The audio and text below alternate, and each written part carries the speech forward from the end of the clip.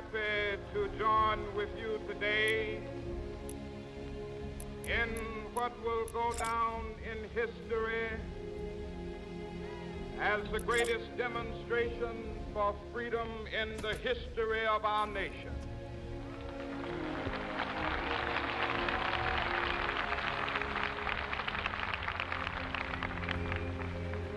Fourscore years ago, a great American in whose symbolic shadow we stand today signed the Emancipation Proclamation. This momentous decree came as a great beacon light of hope to millions of Negro slaves who had been seared in the flames of withering injustice. It came as a joyous daybreak to end the long night of their captivity. But 100 years later, the Negro still is not free. 100 years later, the life of the Negro is still sadly crippled by the manacles of segregation and the chains of discrimination. 100 years later, the Negro lives on a lonely island of poverty in the midst of a vast ocean of material prosperity. 100 years later, the Negro is still languished in the corners of American society, finds himself in exile in his own land. So we've come here today to dramatize a shameful condition. In a sense, we've come to our nation's capital to cash a check. When the architects of our republic wrote the magnificent words of the Constitution and the Declaration of Independence, they were signing a promissory note to which every American was to fall heir. This note was a promise that all men, yes, black men as well as white men, would be guaranteed the unalienable rights of life, liberty, and the pursuit of happiness. It is obvious today that America has defaulted on this promissory note insofar as her citizens of color are concerned. Instead of honoring this sacred obligation, America has given the Negro people a bad check, a check which has come back marked insufficient funds.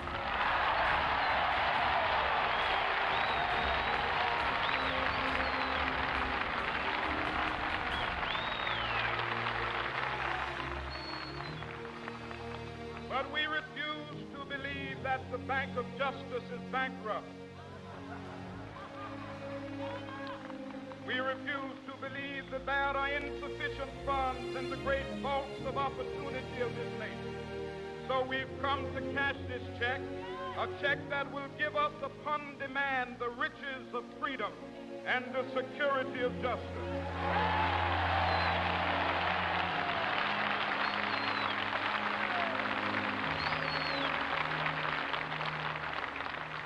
We have also come to this hallowed spot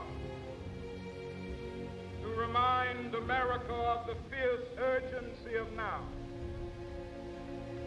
This is no time to engage in the luxury of cooling off or to take the tranquilizing drug of gradualism.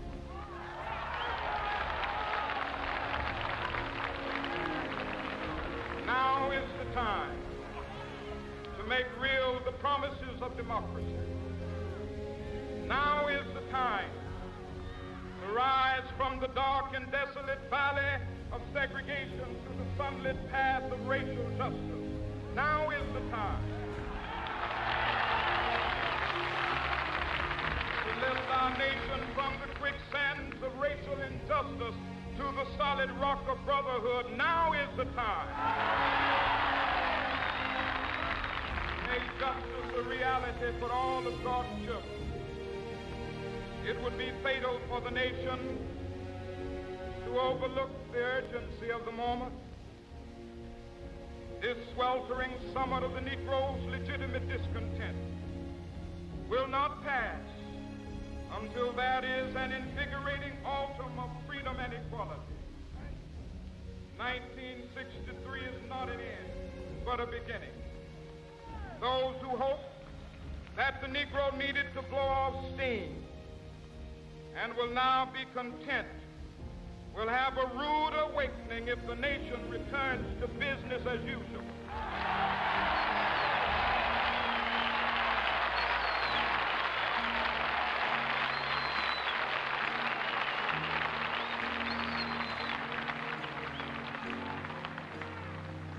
There will be neither rest nor tranquility in America till the Negro is granted his citizenship rights.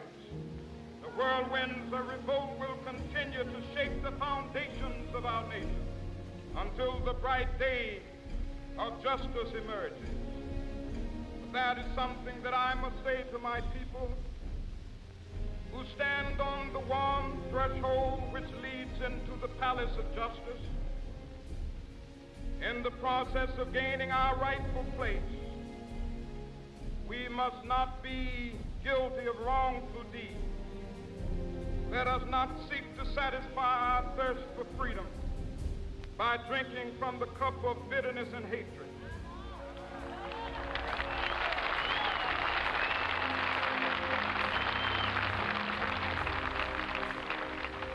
We must forever conduct our struggle on the high plane of dignity and discipline. We must not allow our creative protests to degenerate into physical violence.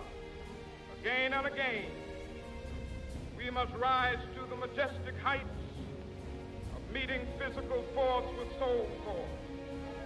The marvelous new militancy which has engulfed the Negro community must not lead us to a distrust of all white people. For many of our white brothers, as evidenced by their presence here today, have come to realize that their destiny is tied up with our destiny.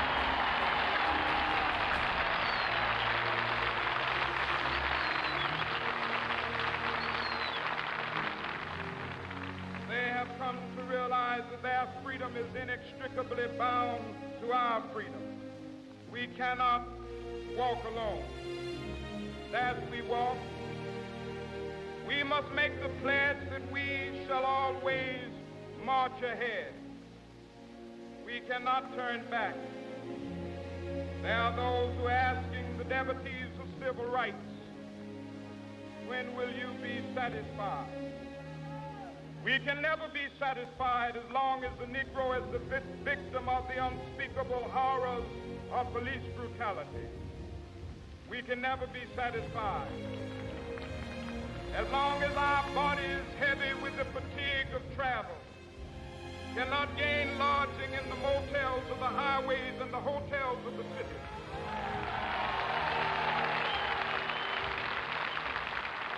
We cannot be satisfied as long as the Negro's basic mobility is from a smaller ghetto to a larger one.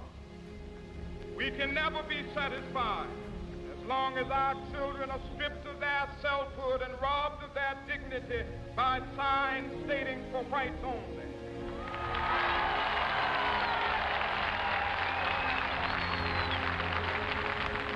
We cannot be satisfied as long as the Negro in Mississippi cannot vote and a Negro in New York believes he has nothing for which to vote.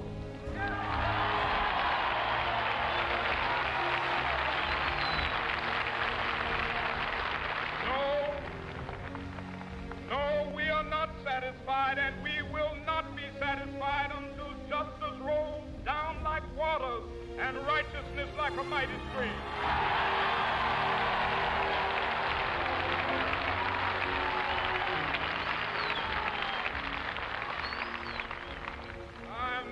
Unmindful that some of you have come here out of great trials and tribulations. Some of you have come fresh from narrow jail cells. Some of you have come from areas where your quest for freedom left you battered by the storms of persecution, staggered by the winds of police brutality. You have been the veterans of creative suffering. Continue to work with the faith that unearned suffering is redemptive. Go back to Mississippi. Go back to Alabama. Go back to South Carolina. Go back to Georgia.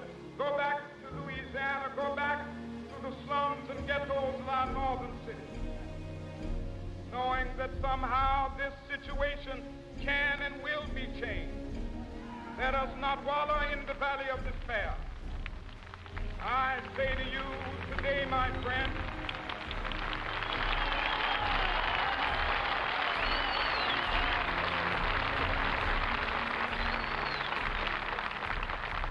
so even though we face the difficulties of today and tomorrow, I still have a dream. It is a dream deeply rooted in the American dream. I have a dream that one day this nation will rise up, live out the true meaning of its creed. We hold these truths to be self-evident, that all men are created equal.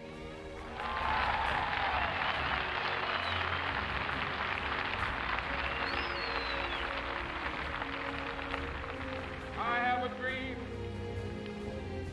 that one day on the red hills of Georgia, sons of former slaves and the sons of former slave owners will they be able to sit down together at the table of brotherhood.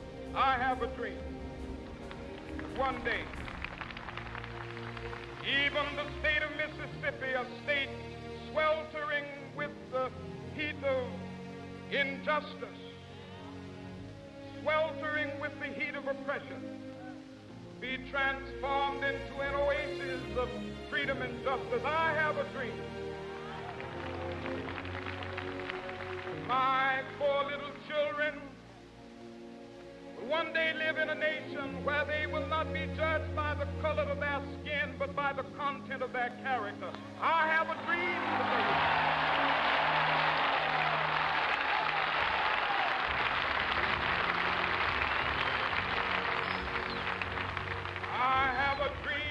One day, down in Alabama, with its vicious racists, with its governor having his lips dripping with the words of interposition and nullification. One day, right there in Alabama, little black boys and black girls will be able to join hands with little white boys and white girls as sisters and brothers. I have a dream today.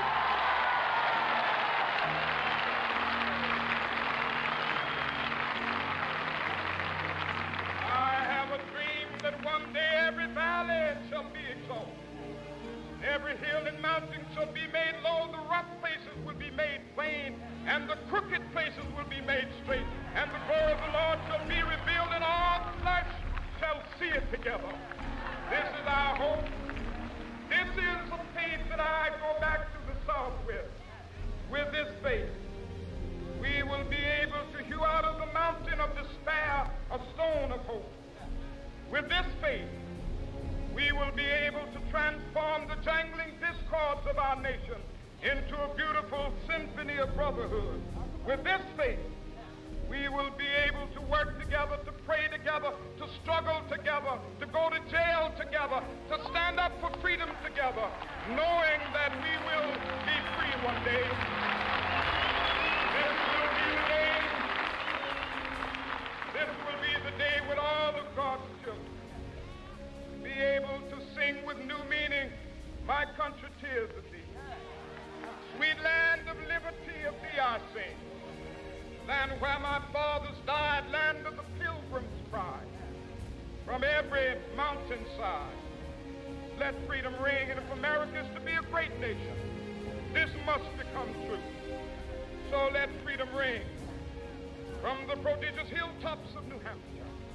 Let freedom ring from the mighty mountains of New York. Let freedom ring from the heightening Alleghenies of Pennsylvania. Let freedom ring from the snow-capped Rockies of Colorado. Let freedom ring from the curvaceous slopes of California. But not only that, let freedom ring from Stone Mountain of Georgia. Let freedom ring from Lookout Mountain of Tennessee. Let freedom ring from every hill and molehill of Mississippi, from every mountainside. Let freedom ring in Windy Kappa.